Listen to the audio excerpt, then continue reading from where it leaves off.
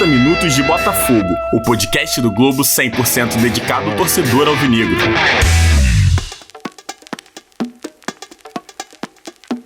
Olá, chegamos ao 12º episódio do 30 Minutos de Botafogo, o podcast semanal do Jornal Globo dedicado 100% à torcida alvinegra. Para receber nosso programa semanalmente, assim que ele sair do forno, é só clicar aí em assinar no 30 Minutos de Botafogo no seu tocador de podcast favorito. Estamos chegando ao 12º podcast com o terceiro técnico do Botafogo neste período. Depois de Paulo Autuori e de uma passagem agora curta de Bruno Lazzaroni, estamos a caminho do novo treinador do Botafogo. Estamos gravando esse podcast aqui na tarde da quinta-feira. Quem está aqui comigo é Igor Siqueira, titular da coluna Dinheiro, UFC do Jornal Globo. Tudo bem, Igor? Tudo bem, Renan. Olá para os amigos aí do 30 Minutos de Botafogo. Eu já quero dizer que de antemão já estou em oração pelo editor desse podcast, porque pela semana que foi o Botafogo ele vai ter muito trabalho para editar isso aqui. Sempre bom estar com vocês. Um pouquinho mais do que os 2 minutos aí do dinheiro em jogo, então vamos falar sobre o Botafogo hoje. Muito bem, e dinheiro é um assunto... Dinheiro, Botafogo, são 2 dinheiros que precisam andar juntos. Eles estão meio separados ultimamente, mas tá precisando ter esse encontro. E quem está sempre comigo aqui fazendo essa linha de ataque é Thales Machado, editor de esportes do jornal O Globo e Extra. Tudo bem, Thales? Opa, tudo bem, Renan? Dinheiro eu não tenho, mas falar sobre o Botafogo a gente fala, né?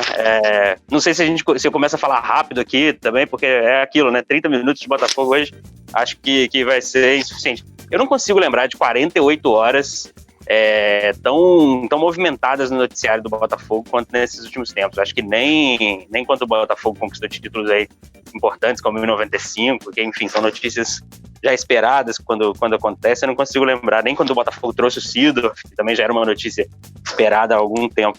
E falando em Seedorf, vou apresentar aqui o nosso convidado, que se eu não me engano eu conheci pessoalmente nessa época, a época do Seedorf, um jogo do Botafogo lá em Volta Redonda. Conheci nas arquibancadas aí do glorioso Raulino de Oliveira. A gente tá com tanta saudade de futebol na arquibancada, né, de ver jogo, que dá até saudade daquelas viagenzinhas para ver o Botafogo no Raulino de Oliveira. É um cara que eu gosto bastante, você que é botafoguense e acompanha tudo de internet, com certeza conhece, informação de qualidade aí no noticiário do Botafogo. Thiago Franklin, prazer aqui do canal do TF, prazer contar contigo aqui. E aí, como é que tá? Cansado dessas 48 horas de cobertura aí de Botafogo on fire? Ares, cansado, um abraço pra você, um abraço pro Renan, um abraço pro Igor. Rapaz, eu já sou acelerado lá no canal, né, porque eu faço 3 vídeos ao dia, então as pessoas pensam que a vida é fácil, só ligar a câmera e gravar, você não tem apurações, essas coisas todas, mas olha, desde a derrota do Botafogo pro Cuiabá, parece que as coisas elas tomaram uma proporção gigantesca, igual eu falei com a minha esposa ontem, teve a coletiva do Montenegro. Eu me sentei em frente aqui ao notebook, foi 5h30 da tarde. Eu levantei, foi 2 horas da manhã. É complicado. Então, assim, complicado. E para quem não acompanhou, enfim, eu acho que um resumo do que aconteceu com o Botafogo a gente nem precisa fazer aqui, já que o nosso podcast é para um público aí heavy user de Botafogo, então tá todo mundo cansado. Também que o Botafogo perdeu para o Cuiabá, o Felipe Neto, que é um botafoguense muito importante, enfim, é um brasileiro muito importante, que calha de ser botafoguense, inclusive, fez uma thread aí expondo algumas críticas e expondo alguns bastidores do processo da Botafogo S.A., isso gerou, claro, um rebuliço nos bastidores do clube. No meio disso tudo, o Botafogo, depois de apenas 6 jogos, demitiu o Bruno Lazzaroni, que um levantamento que a gente fez no Jornal Globo, é o 5º técnico com o menor tempo de trabalho da história do Botafogo, desde 1930 tem esse levantamento. E no fim, uma coletiva também de mais de 3 horas e meia do Montenegro, e que o canal do Thiago Franklin transmitiu. Eu inclusive assisti a coletiva pelo canal dele, e logo depois o próprio Felipe Neto quis falar uma coisinha. Eu já começo perguntando isso pro Thiago. Thiago, o que você sentiu do Felipe, assim? Por que ele, como um botafoguense, enfim, tem muita voz nos últimos tempos, decidiu fazer isso, foi quase 24 horas depois, o sentimento dele em ter exposto esse projeto, em ter, enfim, dar chacoalhada a árvore ali, como ele mesmo falou dentro do Botafogo?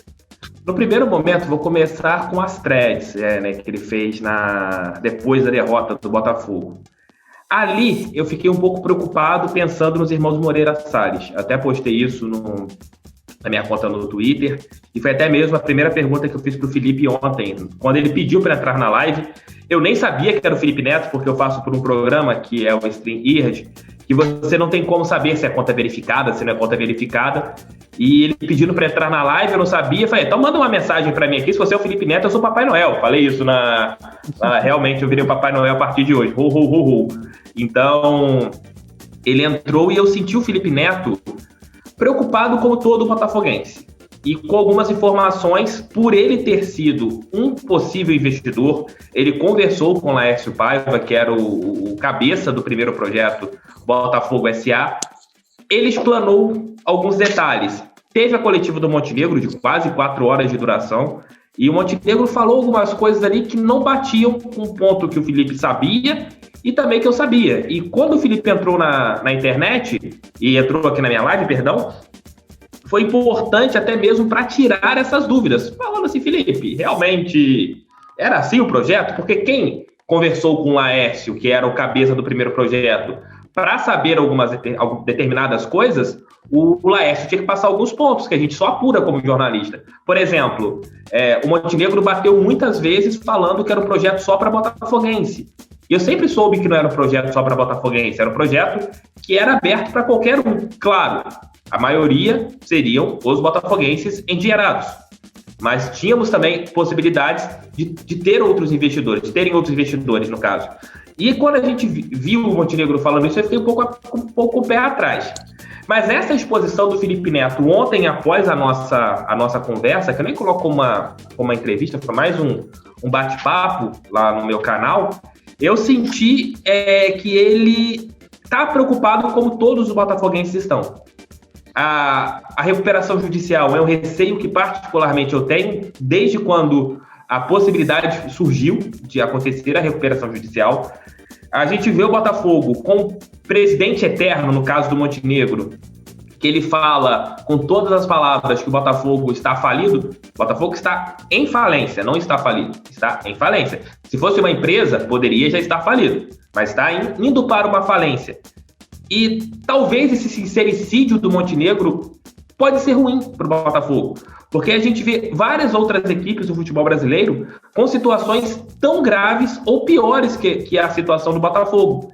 E não rola esse sincericídio. Até que ponto isso é bom para o investidor colocar uma grana dentro do Botafogo?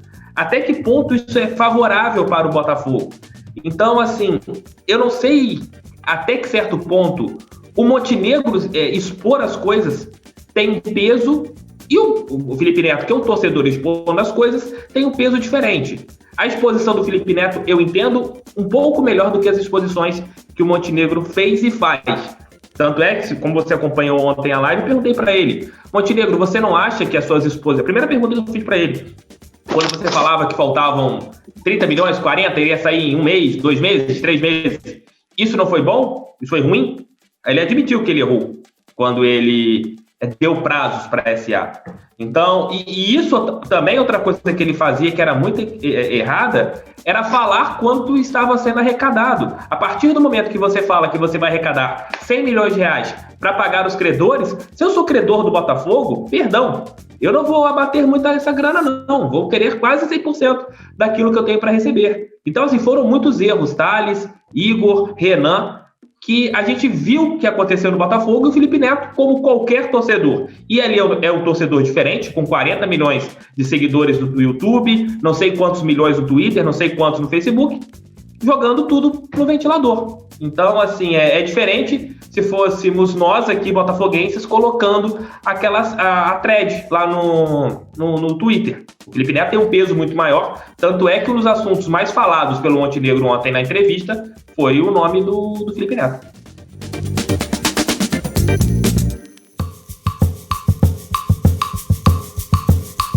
E o Igor, o Thiago comentou alguns pontos, principalmente na questão da partir do momento que o Botafogo sempre se abriu muito sobre essa questão do quanto precisava arrecadar para, enfim, conseguir sanar e transformar em SA, e você vem acompanhando ao longo desse projeto, ao longo de todo esse processo, seja no Coluna do Dinheiro FC, seja no dia a dia das reportagens do Globo, o que dá para sentir o quanto a coletiva de ontem, o quanto essa exposição do Felipe Neto sacode o futuro dessa SA? Olha, é difícil a gente atribuir a esses eventos algo que já não estava tão promissor assim, né? Eu em sacramentar que foi o Felipe Neto inviabilizou a SA, sendo que pelo relato, né, das coisas, pelo desenrolar dos acontecimentos, o enfraquecimento do projeto, principalmente esse primeiro projeto chamado de Modelo Único de Captação, né, que estava sendo encabeçado pelo Laércio, ele já estava em processo de declínio, pelo que a gente tinha acompanhado nos últimos dias, e até uma própria nota do Botafogo divulgada 20 dias atrás, né, relata isso, né, que eles colocaram esse projeto em pausa. Esse especificamente, né, esse que foi tratado como o projeto dos botafoguenses ilustres, né, estou me referindo a esse modelo número 1, né, e aí a gente fica num cenário já que era um pouco muito incerto, apesar desse otimismo mantido pelos membros da diretoria, como o próprio Montenegro, mas sendo que a realidade era muito complicada, e a saída, o afastamento do Laércio vem confirmar essa complicação toda nesse projeto. Então o Felipe Neto, entrando um pouco nesse desabafo dele, ele vendo esse cenário,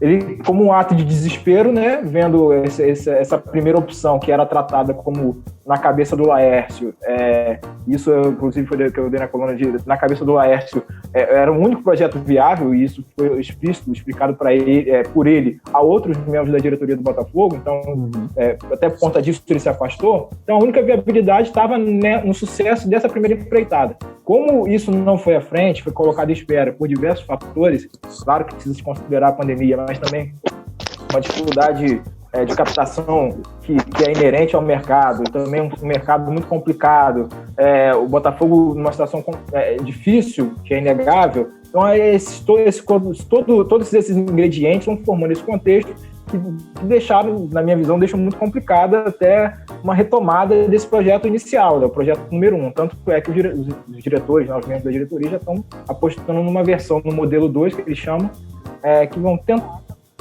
estrangeiro para ver se sai do papel essa tal SA. Só que, de fato, essa busca por dinheiro novo está cada vez mais complicada, e a partir do momento que você sai da sua fronteira, né, que você não conseguiu nem convencer os botafoguenses, a base até da paixão também e da razão, né, de colocar o seu investimento ali no clube, você tentar agora o passo que você dá, o tiro de misericórdia que você tem é buscar um investimento estrangeiro que se afasta um pouco desse item da paixão. Então a tarefa, na minha visão, se torna ainda mais complicada para o Botafogo dentro desse processo aí de captação de finanças, de recursos para viabilizar a transformação do futebol em empresa. E complementando o que o Igor está falando, desculpa, Renan, e é uma captação que recomeça, ela zerou. O que tinha captado em cima do que é do Laércio, do projeto do Laércio, é uma apresentação diferente para os investidores. Esse segundo projeto, que é encabeçado pelo Gustavo Almeida, que Gustavo Magalhães, perdão, ele é totalmente diferente. O que ele oferece para os investidores é algo totalmente diferente. Tem um ponto que a gente até comentou ontem no bate-papo com o Felipe Neto, que é apresentado aos investidores, isso uma fonte me passou, uma fonte que teve o projeto sendo apresentado, de que o Botafogo vai vender, sugestiona que o Botafogo vai vender 150 milhões de reais por ano de atletas. Isso nunca aconteceu na história do clube. Isso é uma realidade dificílima em quase todos os clubes do Brasil, sim, né? Quase impossível. O Fluminense deu 100 milhões de reais em 2018, que foi o melhor ano da história do Tricolor. Como se vendesse um Vinícius Júnior por ano, mais ou menos. Né? Exatamente isso. É só um ponto para acrescentar no debate, que eu acho que é incrível, né? Que é um debate onde o Felipe Neto jogou o vatapá no ventilador, o Montenegro também, que já é acostumado a jogar o vatapá no ventilador, jogou do lado dele também. Sendo muito amigo dos caras, né? Coitado dos baianos, hein? Então, E a sensação depois da tríade do Felipe Neto naquela madrugada era todo mundo só tava esperando sair um áudio do Montenegro, né? Todo, assim, a esperança já era do barulho. Esse Felipe Neto, esse menino não sabe de nada. Mas o vatapá vem de inspiração na ótima entrevista no Roda Viva de segunda-feira com o João Santana, ex-marqueteiro do PT. Esse sim, que tem muito vatapá para jogar no ventilador, jogou alguns lá. Mas enfim, a gente, voltando pro Botafogo, a gente tem dois personagens dentro dessa história que falam muito pouco, né? Um é o próprio Laércio, que, enfim, também não tem muito o que falar, acho que a própria saída dele já deixou muito claro tudo que ele tem, mas os outros são os irmãos Moreira Salles, né? A gente aqui no jornal procurou os irmãos ontem. A gente tá gravando na quinta-feira, um dia depois do caos, né? Um dia depois da quarta-feira, 2 dias depois da derrota pro Cuiabá. A gente procurou os irmãos durante o dia todo, eles foram, a assessoria deles, inclusive, foi muito simpática. Eles disseram que talvez em breve escrevam uma carta, mas não quiseram dar entrevista. E a gente não sabe o que eles estão pensando, né? O Pedro Depp, que é um botafoguense também, que já esteve aqui no podcast com a gente, ontem numa das lives dele, ele falava que fica imaginando o que os irmãos Moreira Salles estão pensando, porque ontem, por exemplo, durante todo o dia, se abriu o site do Globo e na grande parte, né, a maior foto do jornal o Globo, aí dá para até dar uns bastidores para nossos leitores ontem, que foi, enfim, dia de polêmicas de Bolsonaro com SUS e tal. As matérias sobre Felipe Neto foram das mais lidas do jornal. Você vê como é que esse assunto está mexendo com muita gente. Então você abriu o jornal Globo, o site do Globo todo dia, e a manchete era Felipe Neto, Moreira Salles e Botafogo S.A. Entenda ponto a ponto a crise no Botafogo. E uma foto do Felipe Neto de cabelo azul jogando pelo Botafogo. Então, para os irmãos Moreira Salles, que são de um mundo completamente à parte, apesar de gostarem de futebol, apesar de sempre estarem junto com o Botafogo, o que eles estão pensando disso, como eles estão vivendo todo esse rebuliço, que eles já deixaram claro no passado que não queriam, enfim, uma exposição para além daqui é impossível eles não se exporem, porque, enfim, são os caras do dinheiro. É um mistério que a gente vai provavelmente saber nas próximas semanas. Acho que vem alguma declaração, alguma entrevista. O esforço aqui nosso está acontecendo para isso, inclusive, porque isso pode, inclusive, mudar o lado da coisa, porque eles ainda são, né, Thiago, né, Igor? Eles estão com dinheiro no projeto, né? Se eles desistem completamente, o projeto anda em outra marcha. Acabou o projeto, se eles desistirem do CT, acabou o CT. Então, assim, igual eu até comentei com o Felipe ontem. Pode ser o tiro pode ser certeiro com esse pedido em massa, que não é a primeira vez que acontece. Ano passado, assim que aconteceu o início do projeto SA, né, com aquele estudo da Ernest Young, os torcedores botafoguenses levantaram várias hashtags com assumem Moreira Salles, não sei se vocês se lembram disso. Então não é a primeira vez que existe um movimento do torcedor botafoguense para trazê-los. Eu fico pensando, eu vou me colocar agora no lado Thiago Franklin corneteiro. Se eu sou bilionário, e eu tenho tudo na vida, falta o que para mim? Ver meu time ganhar tudo. Será que os caras vão morrer sem eles terem esse prazer de assistirem o time que eles torcem ganhar uma Libertadores, brigar por um Mundial? Sendo que se eles investissem no projeto, isso era uma coisa que se tornaria factível. Então você começa a pensar até com a cabeça do Felipe Neto. Você começa a ter esse pensamento de se realmente, não valeria eles mudarem um pouquinho essa visão deles. Não vou colocar, não sei o que. O Felipe Neto fez uma conta ontem que é até bacana. Faltavam 30 milhões de reais para o projeto startar. 30 milhões. Será que 30 milhões, se a gente converter hoje, o dólar está 5,75, dariam menos de 5 milhões de dólares?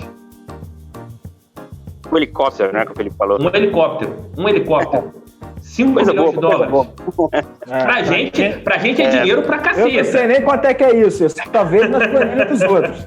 Aqui então, não tem, mas pra eles, pra quem tem bilhões em dólares, talvez realmente... Mas aí é o que eu falo do mundo à parte, né? A gente...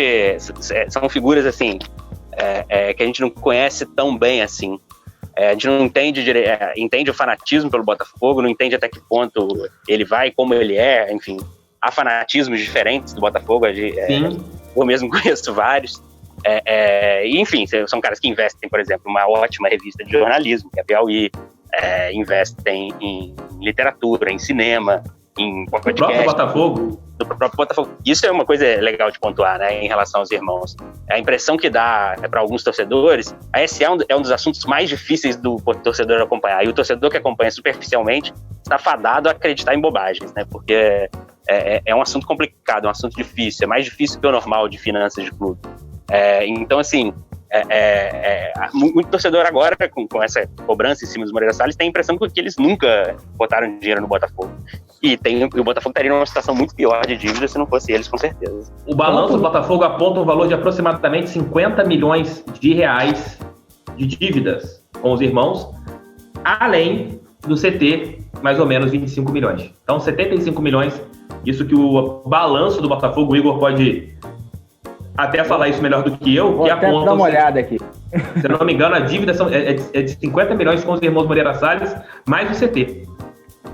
Você tem a questão do CT, foi até que o Montenegro colocou ontem, né, que seria, ele pontuou, né, que há uma frustração dos irmãos Moreira Salles, a relação estremecida por conta da falta de cumprimento de compromissos, né, que foram feitos, principalmente relacionados ao CT, né, tem esse aporte inicial, que eles foram lá comprar o espaço Lonier, que fica lá na Zona Oeste e tal, e se comprometeram a estabelecer uma relação de contrapartidas com o Botafogo, que o Botafogo não cumpriu, né? Então, eles já estão testando, pela experiência da relação, tirando a questão da paixão, né, da equação de novo, a experiência deles com o Botafogo, os compromissos firmados com o Botafogo, no momento não trazem uma perspectiva não trazem incentivo para que eles continuem fazendo isso. E segundo o Montenegro, inclusive, estão até dispostos a ir na questão do universo do CT, aí um pouco além de bancar o CT por 5 anos e fazer o negócio acontecer lá, já que o Botafogo não tem dinheiro, né? Ele falou que o Renha 35 mil do bolso para fazer o gramado, para instalar o gramado. Manuel Renha, que é um dos membros de gestão do futebol, né? Um dos cardeais que a gente chama, né? Que estão lá na gestão atualmente. Então, em relação aos irmãos, essa é a situação, né? Eles injetam, dão um impulso, o Botafogo não consegue acompanhar esse impulso. Agora, dentro do universo do CT, talvez estejam, e aí dependendo da eleição, né? Um parênteses aí nesse sentido, que segundo o Montenegro depende de como é que vai se desenhar a eleição, e aí eu acho que até que o Montenegro usou um pouco o momento para fazer uma campanha para o candidato que ele está apoiando ali, de indicar que os irmãos, não sei se eles estão confiantes com o pessoal que decepcionou eles e tal. Enfim, para resumir, dependendo da eleição, dependendo desse segundo passo aí, que ainda é incerto, mas na relação entre eles e o Botafogo, o fato é que não há elemento suficiente para dar esse nível de confiança total. Se eles fossem dar um passo a mais, teria que ser realmente na base da paixão. E aí que o Felipe Neto também conclama os dois, né? Nesse sentido de investimento. Olha, vocês querem salvar, salvem pela SA, mas não salvem via CT, né? Salvem via SA, mas a SA também é um problema à parte, né? Foi um problema à parte desse desenvolvimento que a gente já tocou lá no começo, né? Essa captação não acompanhou o ritmo desejado, né? O clube tentou reduzir custos, tentar fazer uma jogada ali, uma jogada que eu digo lícita, tá? Não quer dizer pedalada fiscal nesse sentido, mas tentar equacionar, deixar as contas mais enxutas para deixar o investimento inicial menor, a necessidade menor de investimento inicial, mas a coisa também não andou. Então a gente tem uns cenários aí que dificultam um pouco essa entrada deles, esse hashtag Moreira Salles, porque também as pessoas, não é o fato das pessoas terem dinheiro, que elas também vão jogar dinheiro pela janela ou fazer investimentos que podem não trazer retorno necessariamente, ainda que seja um retorno intangível, como é o caso de ver o seu clube do coração tendo sucesso.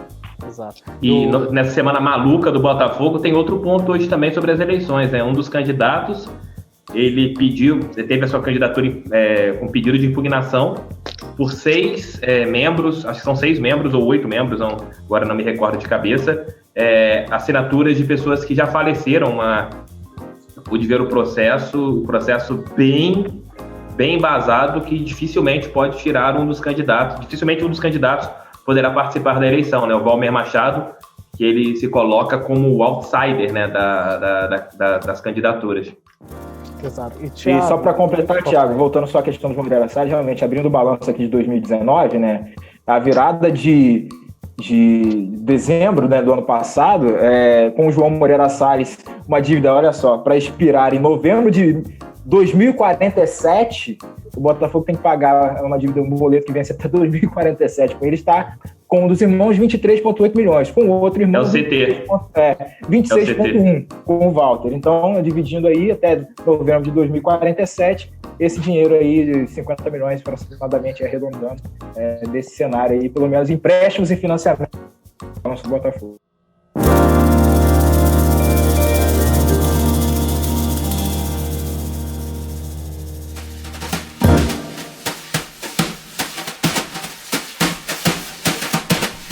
Ok, e Igor, Thiago, a gente tá falando de 2047. Eu vou até fazer uma pergunta primeiro pro Thales. Para quem acompanha futebol, de fora e a gente fica falando em cifras aqui milionárias, em dívidas, em salvar um clube. A minha pergunta é o seguinte: é possível um time de futebol acabar? O Botafogo pode acabar, Thales? Dá calafrios, né? Calafrios no torcedores. É engraçado, porque assim, outro ex-participante não, convidado aqui do podcast 30 Minutos de Botafogo, que eu vou citar, que é o Caju, que o Lucas Prata, que faz o Redação Sport TV, meu amigo também. Ele, quando o Botafogo perde, ele tem quase um bordão dele, assim, quando o Botafogo tá naqueles dias tristes, falando: o Botafogo tem que acabar. Ele sempre fala isso. Essa brincadeira dele virou discussão séria, né? O Botafogo, a situação, o Botafogo pode acabar. Eu acho que, enfim, vou até passar pro Igor responder melhor isso. Um clube pode ser. Jogou pro meu lado, né? Fechar as portas acabar, porque eu, particularmente, sei pouco disso.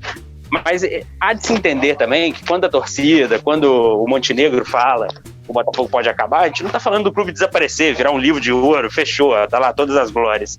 O Botafogo, sendo o Botafogo um time que o clube do tamanho que é, um dos mais tradicionais do país, um dos grandes clubes do país, o Botafogo acabar é também o Botafogo a longo prazo, a gente falando de 10, 20 anos, virar um América, virar um time pequeno. Essa coisa que parecia zoação de torcedor, e aconteceu com o América, que não era tão grande assim, mesmo na década de 80, mas era um time importante, e virou para uma crise financeira. Eu acho que quando a gente cita isso também, não é acabar de vez, já que essa possibilidade também existe. Mas é o time perder importância, né? O time não conseguir se sustentar como o América hoje não se sustenta nem na primeira divisão do Carioca. É uma realidade muito triste e acho que, apesar de arriscado, o Botafogo muito, muito longe ainda.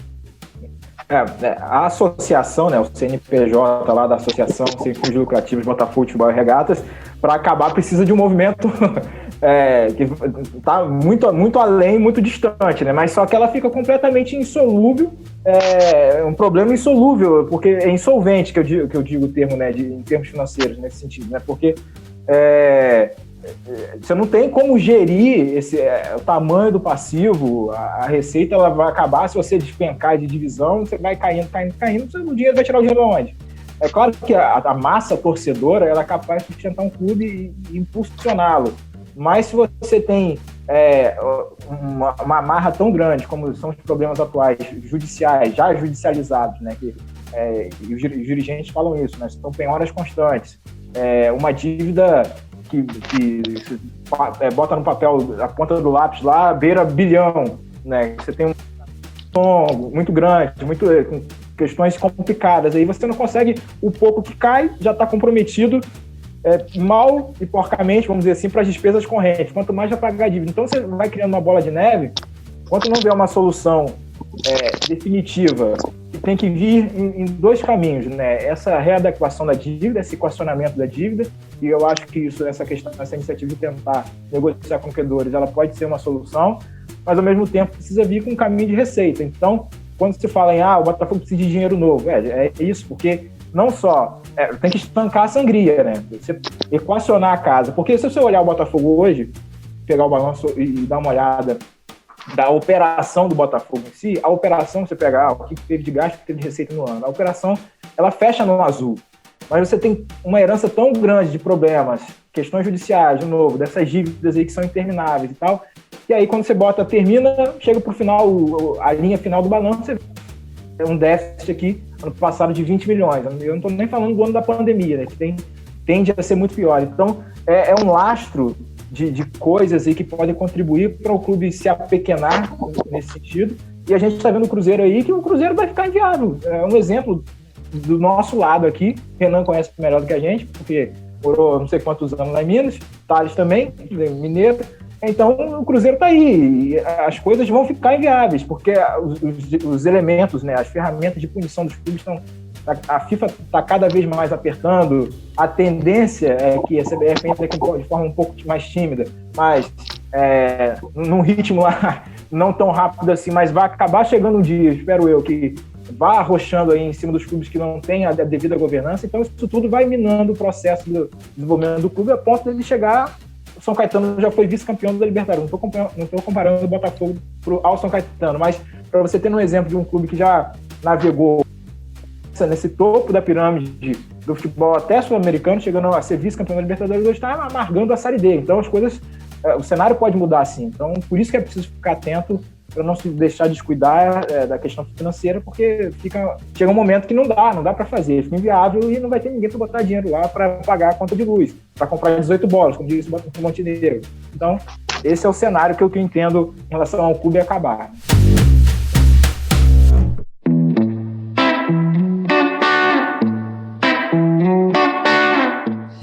Indo aqui para a reta final do nosso podcast, vamos fazer algumas respostas rápidas aqui ao pessoal que tem mandado mensagem no Twitter para a gente. Antes da gente começar, o Thiago até lembrou que o Volta Laércio era um dos assuntos no Brasil mais comentados. O Theo Barros, o Thiago Franklin, comenta justamente sobre isso. Existe uma chance de volta? Existe alguma volta do Laércio programada a vir? Ou já enfim, projeto 1 é passado, vamos tocar o projeto 2? Ele não saiu, né? Teoricamente ele não saiu. Ele está segundo o próprio Laércio, ele está em modo passivo. Se o Igor Siqueira quiser pegar lá os 50 milhões de dólares que ele tem embaixo do colchão e quiser ligar para ele investir na Botafogo SA, o Laércio vai sair da passividade, vai entrar no modo ativo e vai voltar vai juntar o restante do que falta e vai entrar ali com o projeto A. Então, assim, teoricamente ele não saiu, mas a busca dele parou. Mas, assim, eu sou muito preocupado com o projeto 2. É um projeto que todo mundo que eu converso não me passa uma certeza, um ponto de positividade. Já o ponto do Laércio me passa. Mas eu não acredito que com essa pressão da torcida, com essas coisas que estão acontecendo, que ele mude de ideia. Acho muito difícil que ele mude de ideia. Não vai ser hashtag que vai fazer o Laércio voltar. Talvez a hashtag investe mudar a ideia dele, se alguém colocasse dinheiro. Não, muito menos, até porque o capital tá faltando. Inclusive um apelo pro Thales aí, aproveitar o ensejo. Mas enfim. Não vai ser hashtag que vai fazer o Laércio voltar, até porque, como eu falei antes, o entendimento dele é que a viabilidade era do primeiro projeto, né? Quando o Botafogo passa a investir, passa a concentrar as forças no segundo projeto, então não faz sentido ele estar ali tentando, até porque ele já estava numa fase da murro e ponta de faca, né? Tentando tirar uma coisa que não saia do lugar, e aí talvez a nota, que de novo, referindo a ela lá em 9 de outubro, né, que foi o começo do mês, primeira quinzena do mês, já era muito explicativa, e pelo que eu conversei foi inclusive sobre tutela do Laércio que ela nasceu. Então o Laércio já meio que já fez uma carta de despedida ali, observando o cenário atual, né, ainda que o Thiago tenha falado realmente se vier alguma coisa direcionada ali, talvez ele mude de visão, de comportamento, mas aquela carta do começo do mês já é um indício do que acontece agora. Vamos pausar aqui, não adianta a gente tentar derrubar esse muro aqui à base da porrada, né, com soco, porque a gente precisa de um guindaste para vir aquela bola grande de não sei quantas toneladas para vir derrubar. Então eu entendo nesse sentido, pelo que eu conversei com alguns e também fazendo uma leitura dessa carta aí. Não tive a oportunidade de falar com o Laércio diretamente desde terça-feira para cá, a gente está se encontrando em alguns outros eventos aí, mas inclusive, Laércio, se por acaso o podcast chegar até você, tá mais convidado para dar uma entrevista pro Globo aí. Pro canal do TF também, pro canal do TF também. Vamos fazer o jabate duplo. E o Thiago? Ou vocês me chamam podcast, eu coloco o áudio lá no canal, não tem problema. Uma força-tarefa. Vamos fazer um Roda Viva botafoguense aí com o Laércio. E o Thiago, uma última pergunta. Roda Viva antes que morra, né? Como é que é, Thales? Roda Viva antes que morra. Exato.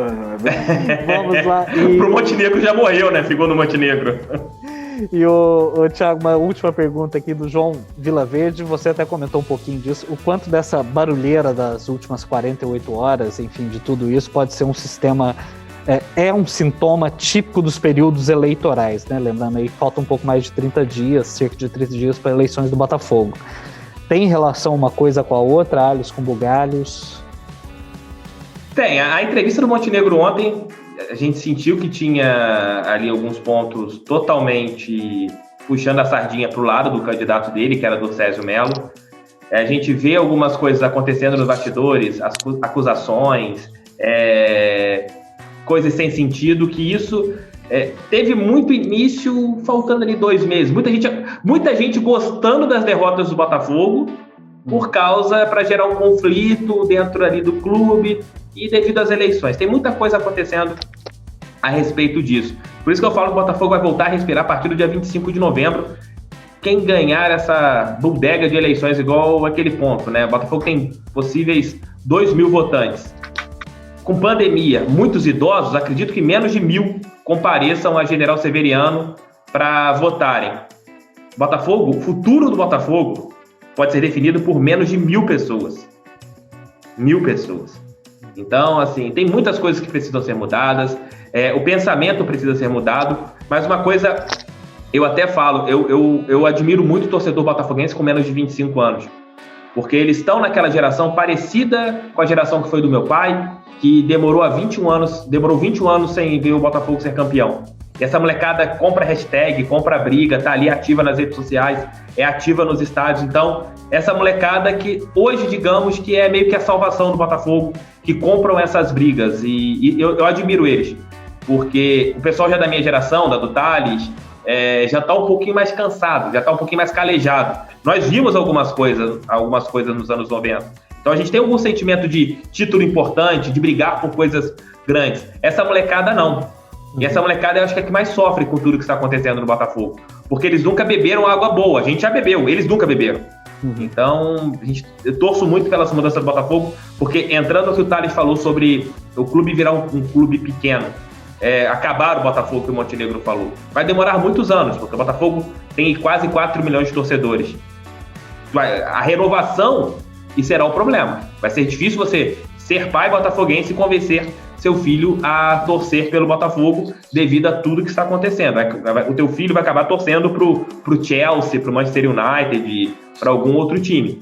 Mas convencer um filho a ser botafoguense, cada dia que passa vai ser muito complicado e muito por culpa das péssimas administrações que está tendo esse período eleitoral bizarro do Botafogo, que para mim não tinha nem que ter eleições ali, era para todo mundo se unir e buscar uma solução para o clube. Utopia total, mas vamos ser utópicos em alguns momentos. Não dá pra ser pai de filho botafoguense oferecendo uma camisa do Barrandegui, do Kelvin. Não dá. Meu filho, vou te dar uma camisa do Lecaros. É complicado. Gente, é isso. Ficamos na torcida aí para que as coisas, enfim, voltem aos trilhos normais, seja dentro, seja fora de campo no Botafogo.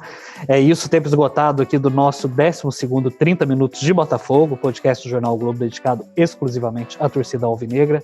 Nessa conversa a gente conta com convidados e com a equipe de esportes do Globo, que são as mesmas pessoas que levam a vocês informações e análise de qualidade todos os dias. Lembrando, nos envie perguntas e sugestões com a hashtag 30 Minutos Botafogo, 30 numeral Minutos Botafogo, e vocês também nos encontram pelas redes sociais. Thiago Franklin, muito obrigado pela sua presença, pelos seus minutos aí, né? Porque eu imagino que você tenha saído de um vídeo, deve estar entrando em outro, vai começar a editar um outro, e enfim, vem outro aí pela frente. Eu já estou produzindo da noite. Tudo certo, muito obrigado pela sua presença. Valeu, gente, obrigado. Estou sempre aqui aberto para vocês, no bom sentido, para mais convites, para a gente conversar sobre Botafogo, que é minha cachaça, né? Já que eu não bebo, não fumo, não uso drogas, a minha cachaça é Botafogo, e um papo super, super agradável, de alto nível, isso é muito bom.